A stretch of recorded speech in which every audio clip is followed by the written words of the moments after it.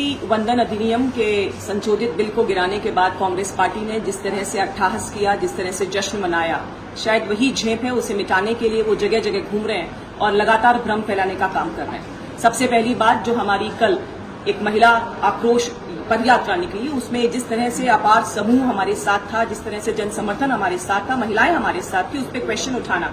अलका लामा जी को मैं बताना चाहूंगी कि आपके आह्वान के माध्यम से महिलाएं आ नहीं रही हैं। पिछली बार जब गैस किल्लत का भ्रम फैलाने के आपने जब संख्या इकट्ठी करी तो शायद 30-35 थी, कल आप आ रही थी, इसलिए 70 के आसपास संख्या पहुंच गई, क्योंकि आपका भ्रम है, आपका झूठ है और आपका असली चेहरा जनता के सामने आ चुका है। आपने डिलिमिटेशन की भी बात करी, तो मैं आपको बताना चाहती हूँ, शायद आप पढ़ के नहीं आई थी, कि 2023 का जो बिल आपने पास किया था उसमें सबसे पहले सेंसस, उसके बाद डिलिमिटेशन, उसके बाद रिजर्वेशन की बात की, यानी उस प्रोविजन के अंदर था।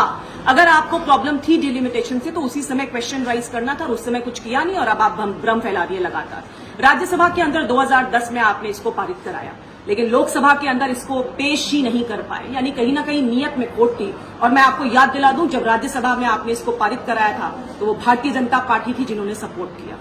आपने हमेशा महिलाओं को वोट बैंक की तरह ट्रीट किया और इसीलिए जगह जगह घूम करके आप सिर्फ और सिर्फ भ्रम फैला रही हैं। आपने ये भी कहा कि अभी अभी नोटिफाई किया है हमने 2023 वाले अधिनियम को, तो 2026 के अंदर ही फ्रीजिंग का लिमिटेशन खुला है।